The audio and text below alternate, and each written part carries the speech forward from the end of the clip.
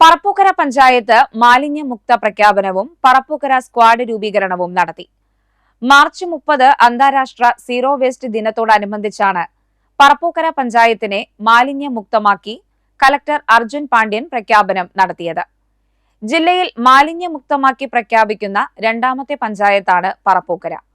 മാലിന്യത്തിനും ലഹരിക്കും എതിരായും വിജ്ഞാന കേരളം പദ്ധതിയുടെ വിജയത്തിനായി 40 വയസ്സിന് താഴെയുള്ളവരുടെ സേനയായ പറപ്പൂക്കര സ്ക്വാഡ് രൂപീകരണവും നടത്തിയതായി കലക്ടർ പ്രഖ്യാപിച്ചു.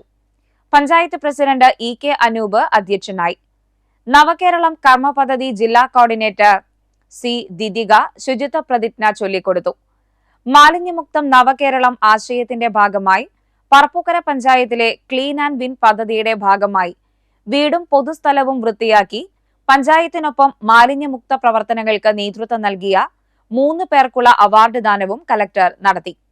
Panchayat secretary G. Sabitha, block സ്ഥിരം സമിതി അധ്യക്ഷരായ കാർത്തിക ജയൻ, പി. ടി. കിഷോർ, പഞ്ചായത്ത് സ്ഥിരം സമിതി അധ്യക്ഷരായ K. C. Pradeep, M. K. Shaija, N. M. Pushpakaran, block panchayat അംഗം Reena Francis, Kavitha Sunil, K. K. Prakashan, K. K. Ramakrishnan, R. Unnikrishnan, M. A. Vijayan തുടങ്ങിയവർ പ്രസംഗിച്ചു.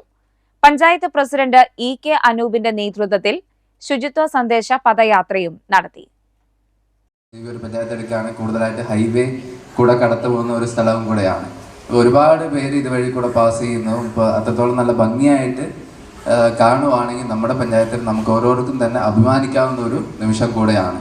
അപ്പം അതും ഒരുപാട് ആക്ടിവിറ്റീസ് ഇവിടെ നടന്നിട്ടുണ്ട്. നമ്മളിപ്പോൾ ഒന്ന് പറയുകയാണെങ്കിൽ നമ്മളിപ്പോൾ ഓരോ വീടും പരിസരവും നമ്മൾ ക്ലീനായിട്ട് സൂക്ഷിക്കാറുണ്ട്.